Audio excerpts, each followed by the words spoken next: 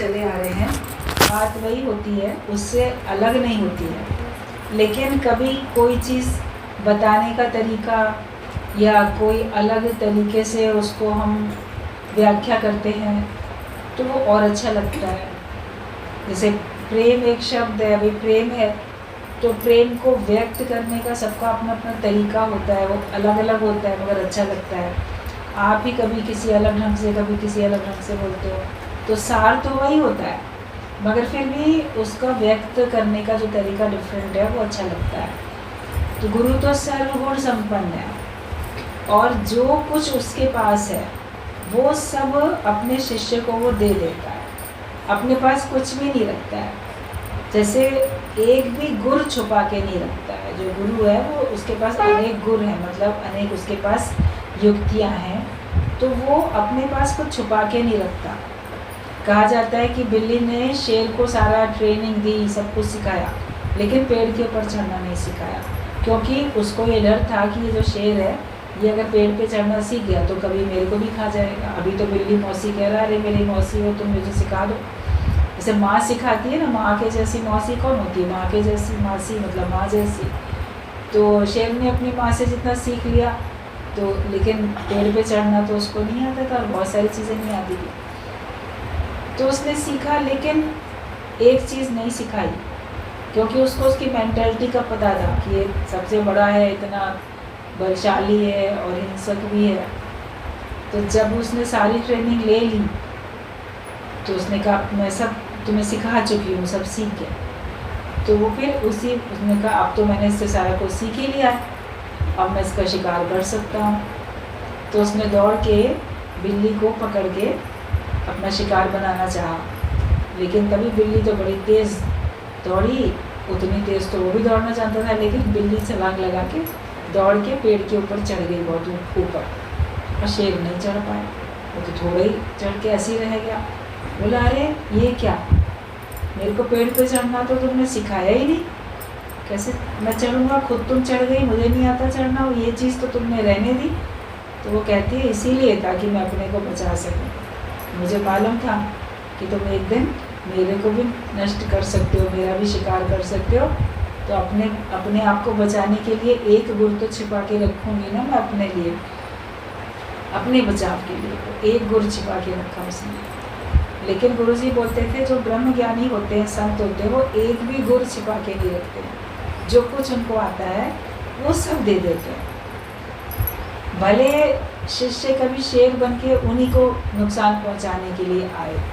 अक्सर संसार में आप देखो, अपने गुरु को ही लोग किसी तरीके से हटा के गद्दी से, उनको मरवा के, उनको कैद में डलवा के, उनके जगह पे अपना नाम रख के खुल करके कार्य करते हैं। इतिहास के पन्ने पलट के देखो, उसमें भी आपको दिखेगा, और ये अक्सर चलता है, आपको न्यूज़ में कहीं ना कहीं मिलता। लेकिन ब्रह्म ज्ञानी को इस बात की परवाह नहीं होती है, क्योंकि उसको जो करना था वो कर चुका, वो अपना मुक्ति का निश्चय कर चुका। वो उसके बाद उसको अब कुछ करना नहीं है, करना था सो कर चुका, देह मानुष की धर चुका, मुक्ति का निश्चय वो कर चुका, उसे कुछ और करना ही नहीं है। फिर ये शरीर चला जाए तो भी ठीक है। और वो कामिनी कंचन कीर्ति हर बात से तो ऊंचा उठ चुका है ना, उसको पद की भी चाह नहीं है, उसको गद्दी की भी चाह नहीं है, उसको अपने नाम की भी चाह नहीं है।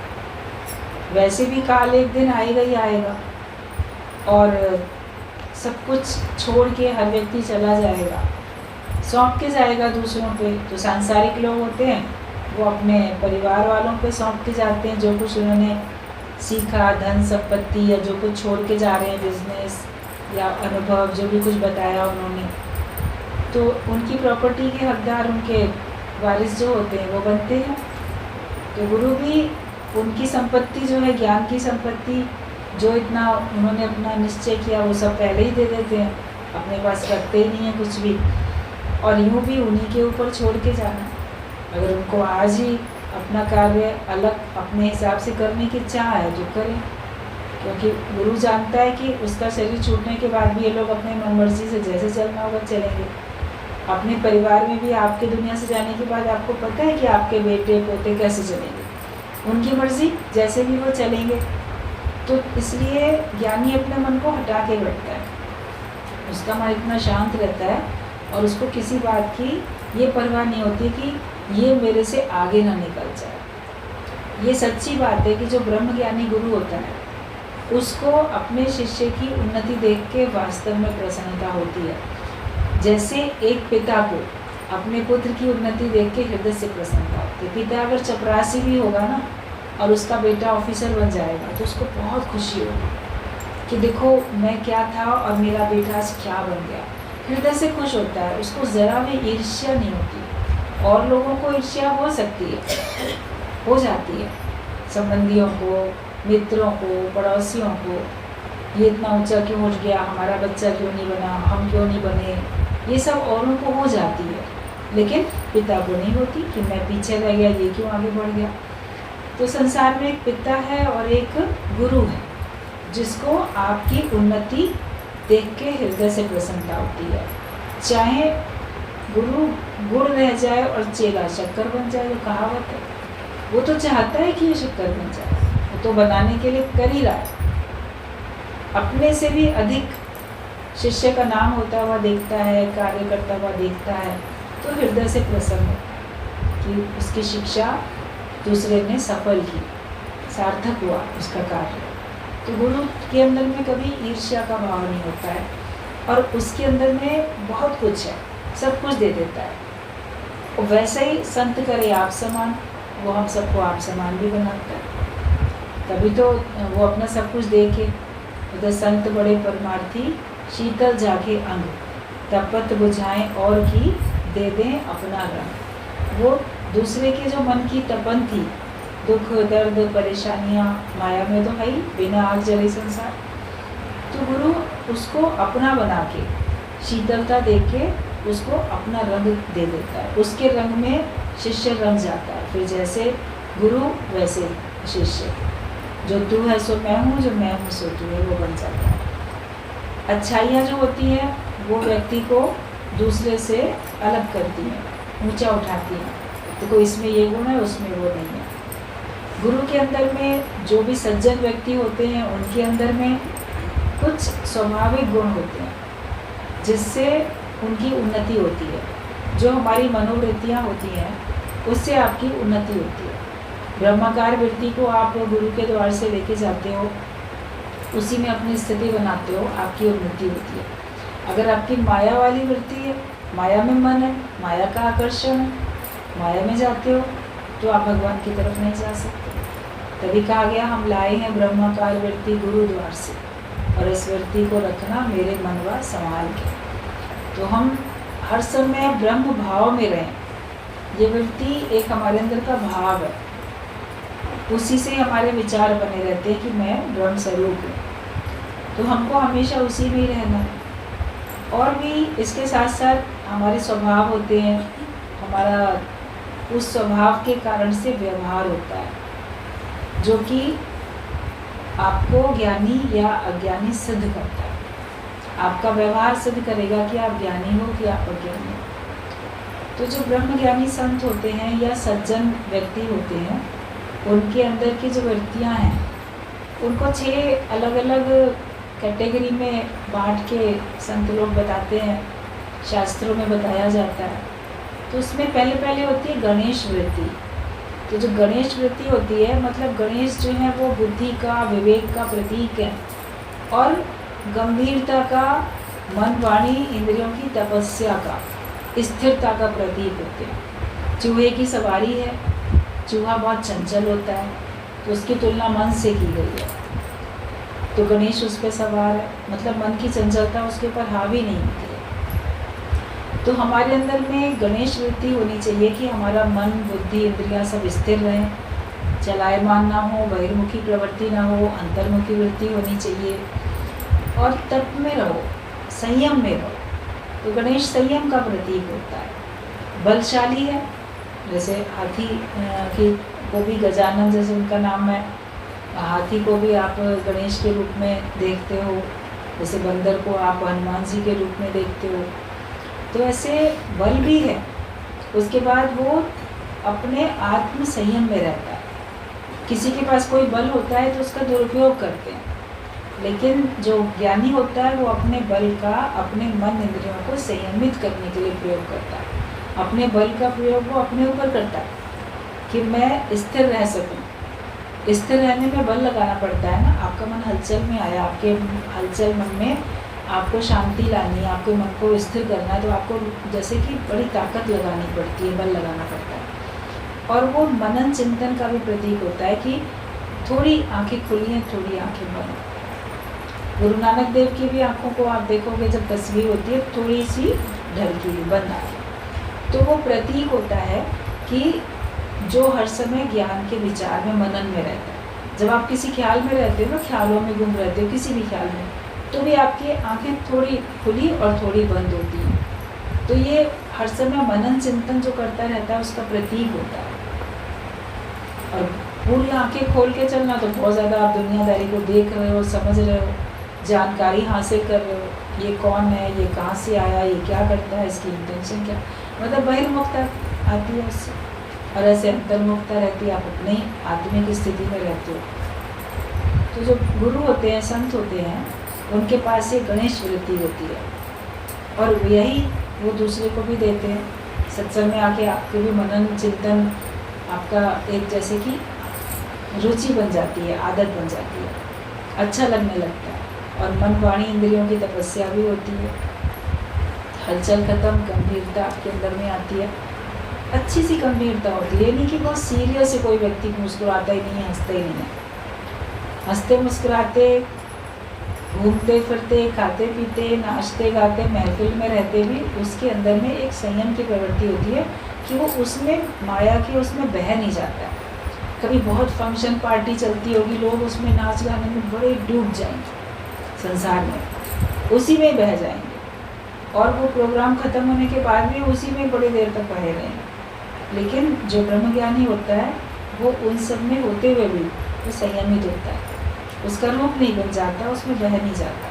तो ये मनोवृत्ति जो है ये गणेश वृत्ति होती है जो कि संतों में पाई जाती है और वो हमको देते हैं। दूसरी होती है गौरी वृत्ति। गौरी पार्वती का नाम है, भवानी देवी उसका नाम है, तो उसका प्रतीक है, श्रद्धा का प्रतीक होता है। तो हमारे अंदर में श्रद्धा गुरु भरता, पहले नहीं थी श्रद्धा, गुरु खुद श्रद्धावान है। हम सोचते हैं कि हम श्रद्धा रख के भगवान के पास जाते हैं, हम गुरु में श्रद्धा रखते हैं, आदर मान सम्मान करते हैं, लेकिन वो श्रद्धा उसके अंदर में रहती है तो हमारे अंदर में आती है। और वो सबके प्रति श्रद्धा भाव रखता है, सबके प्रति आदर का भाव रखना, सम्मान का भाव रखना और उनको वैल्यू देना, ये सब श्रद्धा के अंतर्गत ही तो आता है। तो जो संत होते हैं ब्रह्मज्ञानी, वो सभी के प्रति श्रद्धा रखते हैं। ये नहीं कि केवल एक गुरु के प्रति रखा, एक भगवान के प्रति रखा या किसी के प्रति, अपने इष्ट के प्रति, मगर उनका सबके प्रति होता है। यहाँ तक कि जो ब्रह्मज्ञानी संत होते हैं उनका अपने शिष्यों के प्रति भी श्रद्धा भाव होता है कि ये महान हैं जिन्होंने ज्ञान को समझा। दादा भगवान बोलते थे कि तुमने मनुष्य शरीर में आके ब्रह्म ज्ञान सुन के पक्का किया, या सामने वाला जो सुनाने वाला मनुष्य रूप में है उसमें भगवान का भाव रखा, तो तुम महान हो। तो गुरु के मन में अपने शिष्यों के प्रति भी श्रद्धा का भाव होता है कि ये कितने ज़्यादा माया का त्याग करके, संसार के आकर्षण सुखों का त्याग करके, वैराग्य में रह के ये परमात्मा की प्राप्ति में लगे हुए हैं, ये सब अपने को कितना शुद्ध पवित्र बनाए हुए हैं। ये देख के गुरु का अपने शिष्यों के प्रति भी श्रद्धा का भाव होता है। तो ये नहीं कि हम बहुत ऊंचे उठ गए, हम बहुत बड़े बन गए तो हम अपने से छोटों के प्रति श्रद्धा नहीं रख सकते। जो भी जिसके अंदर अच्छाइयाँ हैं, ज्ञानी अज्ञानी, जिसके अंदर जो भी अच्छाई आपको दिखती है उस अच्छाई को नतमस्तक होता है ना ज्ञानी। तो श्रद्धा का जो भाव होता है वो गौरी प्रवृत्ति कहलाती है। तो उसके अंदर हमेशा श्रद्धा का भाव रहता है, इसीलिए उसको ज्ञान का लाभ मिलता है। है, श्रद्धावान लभते ज्ञान। और सबके प्रति श्रद्धा भाव रखता है, इसलिए वो सबसे ज्ञान उठा लेता है। ये नहीं कि वो किसी एक से ज्ञान उठाएगा, वो जहाँ जहाँ जिसके प्रति आपकी श्रद्धा होगी उससे आपको ज्ञान मिल सकता है, उससे आप ज्ञान उठा सकते हो। और किसी के अंदर बहुत गुण है, कोई बहुत अच्छाइयाँ हैं उसमें, मगर आपकी उस व्यक्ति के प्रति श्रद्धा नहीं है, तो आप उसकी उन अच्छाइयों को एक्सेप्ट नहीं करोगे, उसको आप स्वीकार नहीं कर सकते। लेकिन जब आपके अंदर में श्रद्धा का भाव होगा तो अगले की अच्छाई आपको दिखेगी और आप उसको एक्सेप्ट कर पाओगे। तो ये गौरी वृत्ति होती है, श्रद्धा वाली वृत्ति कि आपके अंदर में होनी चाहिए। और ये होती है सत्संग में आते आते होती है, क्योंकि ब्रह्मज्ञानी के पास ये मनोवृत्ति होती जिसके पास है तब तो वो दूसरे को दे पाएगा। फिर तीसरी बताई जाती है गंगा वृत्ति।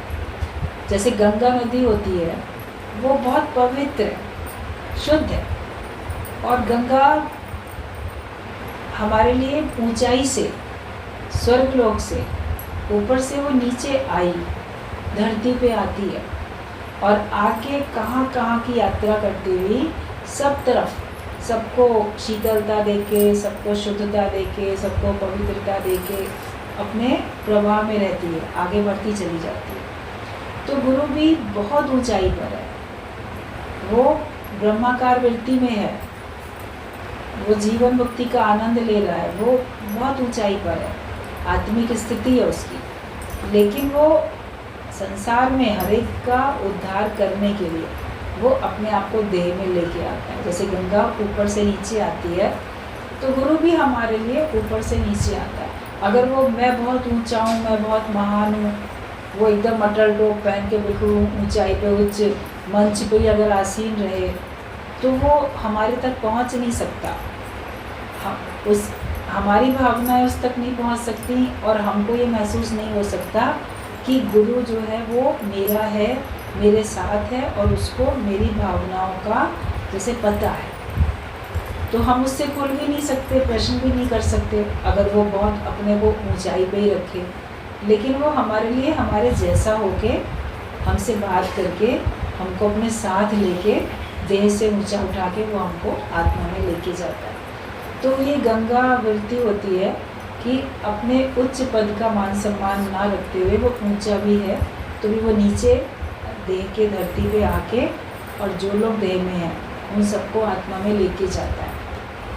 और गंगा के अंदर में ये खासियत होती है कि वो सबको शुद्ध पवित्र करती चलती है। आप जहाँ जहाँ भी गंगा जल छिड़क देते हो तो आपको लगता है कि शुद्ध पवित्र वो जगह होती चली गई। और मुक्ति देने के लिए मुक्तिदायिनी बोली जाती है कि अगर गंगा में अस्थियाँ विसर्जित हो गई तो फिर इसको जो है सदगति मिलेगी, ये माना जाता है। और ऐसे तो कहीं पे शमशान में कहीं मुर्दे को तो जहाँ जगह है तो वो अपवित्र मानी जाती है, लेकिन उस अपवित्र को भी गंगा स्वीकार करके उसको भी पवित्र बना देती है। तो ये मनोवृत्ति होती है ज्ञानी की कि आपके अंदर के सारे जो दोष हैं, दोष सहित अगर आप अशुद्ध हो, दोषी हो, अपवित्र हो, तो भी उनके सहित वो आपको स्वीकार करके वो आपको शुद्ध पवित्र बनाता है और निर्दोष बना देता है। चोर, डाकू, पापी, भगवान कृष्ण ने भगवद गीता में बोला है कैसा भी पापी हो अगर वो ज्ञान के रास्ते पे आता है तो वो निसंदेह पार लग जाता है। तो ये वृत्ति है, वरना कोई एक्सेप्ट ही ना करे किसी को, ये लोग तो बड़े खराब हैं, इनको सत्संग क्यों सुनो, इनको सत्संग में क्यों आने दो, इनसे हम नाता क्यों रखें। लेकिन ये वृत्ति गंगा वृत्ति होती है कि वो सबको एक्सेप्ट करता है। और फिर गंगा के पानी की एक खासियत होती है कि उसके अंदर कितनी भी मलिनता चली जाए वो अपने आप को शुद्ध कर लेती है। वो पानी अपने आप को साफ कर लेता है, अपने को शुद्ध कर लेता है। और किसी पानी को तो साफ़ करने के लिए आपको कुछ डालना पड़ेगा, किसी में फिटकरी डालो, किसी में कुछ डालो, चलो हमने इसको ऐसे प्यूरीफाई किया, ऐसे उसको प्योर बनाया, तो कितना सब पड़ता रहता है, इतने मुर्दों की हड्डियाँ पड़ती रहती हैं, राख पड़ती है, क्या क्या होता रहता है, लेकिन वो जल फिर भी शुद्ध है, पवित्र है। तो ये गंगा वृत्ति होती है कि ज्ञानी अपने आप को शुद्ध पवित्र बनाए रखता है, भले वो लाखों हजारों करोड़ों का वो उद्धार करता है और हर एक के बातों को सुन के उसके बहुत सारी बातें उसके सब अंदर मन में जाती हैं, लेकिन वो फिर उन सब से अपने को उपराम कर लेता है। वो किसी के भी माया में, किसी के भी दोष में अपने को लिपायमान नहीं करता, वो अपने को शुद्ध कर पाता है।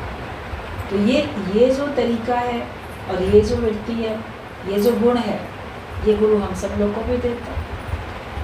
आपको कोई कैसी भी बात अपनी बताए, सुन के आप उसको जवाब दो, उसको भी ज्ञान में बनाओ, लेकिन उसके दोष अपने मन में नहीं रखो। संसार में क्या होता है, आप किसी के दोष देखते हो या कोई आपको बताता है तो आपके मन में पड़े रहते हैं। फिर वो व्यक्ति 10 साल बाद भी आपके सामने आएगा ना, तो उसको देख के आपको लगेगा इसके अंदर ना ये कमी है, इसके अंदर ना ये बात है, वो आपके अंदर में पड़ी ही पड़ी है। तो इसका मतलब आपने तो वो दोष अपने अंदर रख लिया। लेकिन ज्ञानी के अंदर में किसी का भी दोष नहीं होता, तो वो अपने को शुद्ध बना के रखता है। वो हर समय ब्रह्माकार वृत्ति में रहता है।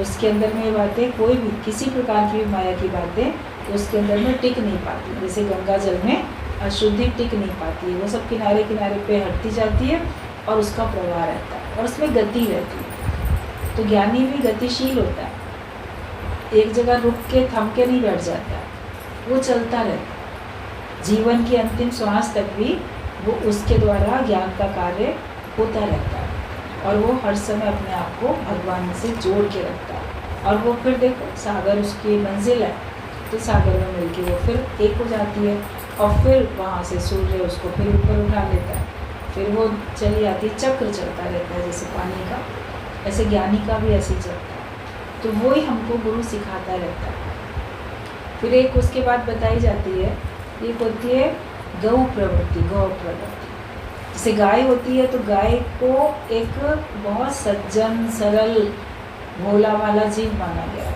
सरल। जैसे कोई कुटिल स्वभाव के होते हैं, कोई सरल स्वभाव के होते हैं। तो हमेशा जो बहुत सीधा और सरल व्यक्ति होता है उसकी तुलना गाय से किया जाए, अरे तो बिल्कुल गौ के समान है, तो बिल्कुल गाय के तरीके से, मतलब ये देगा सबको जो कुछ इसके पास है, सबका भला करेगा, लेकिन ये किसी का नुकसान नहीं करेगा। और ये जहाँ इसको बांध दिया जाए, जहाँ इसको रख दिया जाए, ये वहीं पर ही रह जाएगा। जैसे ये अपनी बहुत ज़्यादा चलाएगा नहीं और सरल है, सीधा है, तो उसको तुलना गाय के साथ की जाती है। तो हमारे अंदर की भी कुटिलता सारी खत्म होती है, हमारे अंदर सारी सरलता आ जाती है। तो गुरु का सरल स्वभाव होता है, उसके अंदर में किसी प्रकार की कुटिलता नहीं होती, इसलिए उसका कोई शत्रु भी नहीं होता। उससे कोई वैर रखना चाहे तो रखे, लेकिन वो किसी के साथ वैर नहीं रखता है। वो सबके साथ सरल है, भोला होके रहता है, तो भोले भाव मिले रघुराई। अगर चतुराई से चतुर्भुज नहीं पाया, भोले भाव मिले रघुराई।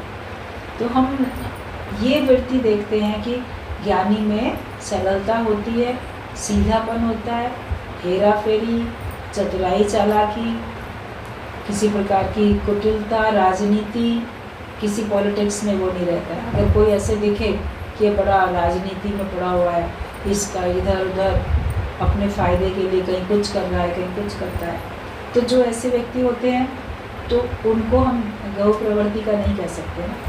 तो सच्चे ब्रह्म ज्ञानी के अंदर में ऐसी प्रवृत्ति होती है कि वो किसी प्रकार की राजनीति में नहीं पड़ता और वो सरलता से अपने ज्ञान मार्ग में आगे बढ़ता है और परमात्मा की प्राप्ति में और दूसरों को परमात्मा की प्राप्ति कराने में सरल रहता है। उसके अंदर में भेदभाव नहीं होते। तो ये प्रवृत्ति होती है। फिर बताई जाती है गगन वृत्ति। जो गगन वृत्ति होती है आकाश की तरीके से, आकाश पर। तो आकाश तो सर्वत्र है, कितना विशाल है, व्यापक है। तो ज्ञानी भी इतना विशाल है, व्यापक है, और आकाश में कोई चीज़ टिकती नहीं है। धरती पे टिकेगी जाके, आकाश में थोड़ी टिकेगी। तो ज्ञानी के अंदर भी कोई बात टिकती नहीं है माया की, वो बहुत व्यापक है और आकाश ने सबको स्थान दे रखा है।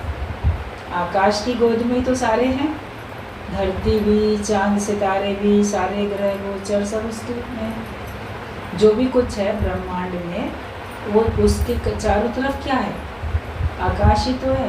आकाश तो पोलार है, खाली स्थान है, तो उसी में ही सब है। तो ब्रह्म ज्ञानी के अंदर ही सब है। जो पिंडे सो ब्रह्मंडे, उसके अंदर सब है। और आकाश सब जगह पर है और उसने सबको स्थान दे रखा है, अच्छे बुरे सबको। तो ज्ञानी भी अपने जीवन में उसके पास जो भी सामने है उसने सबको एक्सेप्ट करके रखा है, अच्छा बुरा सब उसने स्वीकार करके रखा है। अभी बहुत सारे ग्रह ऐसे होते हैं, आप बोलो ना मंगल ग्रह बड़ा कठोर होता है, या ये ग्रह मेरा खराब है, शनि ग्रह बड़ा कठोर होता है, ये खराब है, राहु केतु तो बिल्कुल अच्छे नहीं है। ऐसे मन में आपको लगता है कि ये वाले ग्रह ना क्रूर हैं, अच्छे नहीं हैं, और बाकी ग्रह अच्छे हैं। तो आकाश ने तो सबको स्थान दे रखा, अच्छे भी बुरे भी, उसने सबको एक्सेप्ट करके रखा हुआ। तो ये आकाश वृत्ति होती है कि संसार में अच्छे बुरे हर तरह के लोग होते हैं। वो कभी आपके साथ अच्छाई करते हैं, कभी आपके साथ बुराई करते हैं। वही ग्रह कभी आपके फेवर में आता है, कभी आपके फेवर में नहीं भी आता है। जिस ग्रह को भी आप अच्छा समझते हो, और अगर वो आपके में नुकसान दे रहा है तो नुकसान ही देता है, एक सांसारिक दृष्टि से अगर देखो तो। बाकी तो जो ब्रह्मज्ञानी होता है वो इन सब बातों से ऊंचा उठा ही होता है। मगर आकाश वृत्ति ये होती है कि कोई आपका नुकसान करता हो या आपको फ़ायदा पहुंचाता हो, ज्ञानी सबके साथ सम होके रहता है, समानता का व्यवहार करता है, वो सम होके रहता है हर एक के साथ। व्यापक है, वो इतना विशाल है। आपका इतना विशाल हृदय होगा तभी तो आप सबको स्वीकार कर सकते हो। संकीर्ण हृदय वाला थोड़ी ना किसी को स्वीकार कर सकता है, लेकिन आपका विशाल हृदय होना चाहिए और आपके विचार भी बहुत व्यापक होने चाहिए। संकीर्ण विचारधारा के लोग नहीं, कोई ना बड़े रिजिड होते हैं, बस इतना ही मुझे समझना है, इतना ही जानना है, यही मेरे लिए बहुत, आगे और नया सीखना भी नहीं चाहते हैं। तो आकाश की तरीके से ना बिल्कुल ज्ञानी ब्रॉड माइंडेड होता है, जैसे वो बहुत दूर से उसका दृष्टिकोण बड़ा खुला होता है, व्यापक होता है। वो एक संकीर्णता में नहीं रहता, छोटी छोटी बातों में अटका हुआ नहीं रहता, वो उसके आगे भी सोचता है, उसके आगे भी प्लानिंग करता है, और वो इतना विशाल है कि उसको कोई बंधन में ला नहीं सकता। आज आकाश को कोई भेदभाव नहीं कर सकता, आकाश को कोई बंधन में ला नहीं सकता है। आप धरती पे दीवारें खींच सकते हो, मगर आकाश में कोई दीवार भी नहीं खींच सकते। तो उसके अंदर कोई भेद नहीं है, वो बहुत विशाल है, व्यापक है, सब जगह पर वही है, और उसके अंदर उसको कोई बंधन में नहीं ला सकता है आकाश को। तो ज्ञानी का ऐसा जीवन होता है कि वो टोटल निर्बंधन होकर रहता है, उसको कोई भी बंधन में नहीं ला सकता है। सबके साथ रहते हुए भी वो निर्लेप न्यारा होता है। आकाश को कोई चीज़ टच ही नहीं करती। आकाश में धूल उड़ती हुई दिखेगी, मगर टिक तो नहीं पाएगी, फिर धीरे से जाके वो हट जाएगी धरती पर। आकाश जैसे कि बिल्कुल निर्लेप है। तो ऐसे ही ज्ञानी भी संसार में रहते हुए वो बिल्कुल निर्लेप न्यारा होके रहता है। तो ये आकाश वृत्ति होती है कि सबके बीच में रहो भी, रहत अतीत सर्वरस होगी। वो सबके बीच में रहता हुआ, हंसता बोलता भी, खाता पीता भी, लेकिन सबसे अलग है। वो अटका हुआ नहीं है किसी में भी, किसी रस में अटका हुआ नहीं है, और किसी भी भावना से वो अटका हुआ नहीं है। बिल्कुल उसमें कोई चीज़ जैसे कि उसको लिपायमान कर ही नहीं सकती है, वो इतना शुद्ध है। ऐसी ज्ञानी की मनोवृत्ति होती है कि सबके बीच में रहते हुए भी उसको कोई चीज़ टच नहीं कर सकती है। फिर बताया जाता है कि गुण ग्राहक वृत्ति, जैसे गुण उठाने की प्रवृत्ति। सत्संग में कई बार आप लोगों ने सुना कि अपने गुण ग्राहक दृष्टि बनाओ, तो गुण उठाने की प्रवृत्ति कि हम सबके साथ देखें, मिलें, उसमें कोई एक तो अच्छाई होगी। ऐसा तो नहीं है कि भगवान ने इसके अंदर कोई भी एक अच्छाई रखी नहीं, कोई ना कोई इसमें अच्छाई है, बस हमको ढूंढनी आनी चाहिए। हम दूसरे के अंदर जो गुण हैं उनके ग्राहक बने। दुकान में ग्राहक चढ़ के जाता है तो वो जो कुछ दुकान में तो बहुत कुछ है, मगर उसको जो चाहिए वो वही डिमांड करता है दुकानदार से, और दुकानदार उसको वही दे भी देता है। तो हम इस संसार में आए हैं, हम किस चीज़ की डिमांड करते हैं? और देने वाले तो सारे संसार में सभी लोग हैं, सब आपको कुछ ना कुछ दे ही रहे हैं। कोई आपको मान सम्मान देता है, कोई आपको अपमान देता है, कोई आपको सुख देता है, कोई आपको दुख देता है। जगत में सभी लोग आपको दे ही रहे हैं ना, देने के लिए ही खड़े हैं। मगर उसके पास जो भी कुछ है उसमें से हमें क्या लेना है? जो हमको लेना है हम वो ढूंढ लें उसमें से। तो गुण ग्राहक वृत्ति होती है कि वो सब में से गुण उठाता रहता है। गुरु जी भी ये बात बोलते थे कि हर एक के अंदर कोई ना कोई एक एक तो अच्छाई होती ही होती है। सब में से ढूंढ के उस एक अच्छाई को अपने पास लेते जाओ तो तुम्हारे पास तो गुणों का गुलदस्ता बन जाए। जैसे कभी आप किसी ऐसे जगह चले जाओ बगीचे में जहाँ पे फूल तोड़ना मना नहीं है और आपको कोई अच्छा सुंदर एक लेना है, गुलदस्ता बनाना है अपने लिए, तो आप एक कोई फूल कहीं से तोड़ा, कोई कहीं से तोड़ा, ऐसे रंग बिरंगे अलग अलग तरह के फूलों को लेके आप एक सुंदर सा गुलदस्ता बना लेते हो तो आपको और भी अच्छा लगता है। एक से भी फूल होते हैं और अलग अलग प्रकार के फूलों से आप गुलदस्ता बनाते हो, अलग अलग कलर के भी होते हैं उसमें। तो हम भी किसी के पास कोई अच्छाई, किसी के पास कोई अच्छाई, उसको लेके हम अलग अलग जैसे रंग लेके, अलग अलग गुण लेके अपने जीवन को तो सुंदरता से भर सकते हैं, अपने जीवन को तो गुणों से भर सकते हैं कि तुम एक एक गुण भी सबसे उठाओ तो गुणों का गुलदस्ता तुम बन जाओगे। तुम ही तो फायदे में रहोगे। अगले के पास 10 बुराइयाँ थी मगर एक अच्छाई थी, तुमने उसकी एक अच्छाई सीख ली, अपने जीवन में ले ली, दूसरे से एक ले ली, उनके पास तो एक ही एक है मगर तुम्हारे पास तो अनेक हो गई ना। तो ये जो प्रवृत्ति है, वृत्ति, हर एक को देख के उसकी अच्छाई को ढूंढ के अपने जीवन में उतार लेना है, तो ये वृत्ति गुरु के पास भी होती है और ये हमारे को भी सिखाता है, हमको भी वो देता है। तो जब ये इस प्रकार की मनोवृत्तियाँ हमारे अंदर होती हैं तो आप सर्वगुण संपन्न बनते हो, फिर सभी लोग आपको प्रेम करते हैं, परमात्मा भी आपको प्रेम करता है, सभी लोग आपको प्रेम करते हैं और आप परमात्मा के प्रिय बन जाते हैं। गुरु का मेहनत जो है, ज्ञान तो एक ही है शब्द में कि तू देह नहीं है, तू आत्मा है, तू देह नहीं है, तू ब्रह्म स्वरूप है। उस निराकार में गुरु टिकाता है। ज्ञान तो इतना ही है, या जगत मिथ्या है तो ब्रह्म सत्य है, इतना ही तो ज्ञान है। लेकिन इसके बाद जब तक आपको जीवन जीना है, आपको सबके साथ उठना बैठना है, आपको व्यवहार करना है, तो गुरु हमारा व्यवहार भी सिद्ध कराते हैं और हमारा परमार्थ भी सिद्ध कराते हैं। तो व्यवहार सिद्धि के लिए और हर एक को भी परफेक्ट ऑलराउंडर बनाने के लिए, सर्वगुण संपन्न बनाने के लिए ये वृत्तियाँ हमको गुरु से लेनी पड़ती हैं। ब्रह्माकार वृत्ति लेके आप उनके साथ साथ ये सारी भी वृत्तियाँ ऑटोमेटिकली आपके पास आती जाती हैं। जब आपकी ब्रह्माकार वृत्ति बनती है तो उसके बाद आपकी देखो, अगर आपने अपने को ब्रह्म जाना है तो ये सब ऑटोमेटिक के साथ जितने भी गुण बताए गए, ये सब आप देखो कि सत्संग में आने के बाद आपके अंदर आ गए हैं। अब आप ऐसे हो गए हो, अब आप सबके प्रति प्रेम कर सकते हो, कुटिलता खत्म हो गई, व्यापक दृष्टिकोण आपका बना, आप सबसे गुण उठा सकते हो, श्रद्धा आपकी बढ़ गई है, आप अपने को शुद्ध पवित्र रख सकते हो, पापियों के बीच में भी और अपराधियों के बीच में भी रह के उनकी बुराई आपके पर असर नहीं करेगी। काजल की कोठरी में कोई जाता है तो उसको थोड़ी कालिक लगती है, लेकिन ज्ञानी इस जगत में रहता है मगर वो अपने को बचा के रखता है। तो सारी प्रवृत्तियाँ होती, सरल भी होता है, भोला भी होता है, श्रद्धा भी होती है उसके अंदर में, और साथ में गंभीरता, मननशीलता भी होती है, सभी कुछ होता है। तभी तो हम ऑलराउंडर बनते हैं।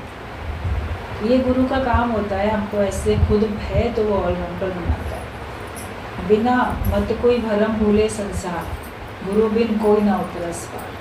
कोई ना भूले। हम जब आएंगे सत्संग में तो हमारे अंदर में केवल बैठेंगे, जैसे भी बात चल रही थी, केवल अपने को लाके सत्संग में बिठा लो। गुरु जी की बातें चलती है, हमेशा चलती है, तो तुम्हें खास मेहनत नहीं करनी पड़ेगी, तुम केवल सत्संग में आके बैठते चले जाओ, तो तुम्हारे अंदर में सुन सुन के अपने आप ज्ञान जाएगा।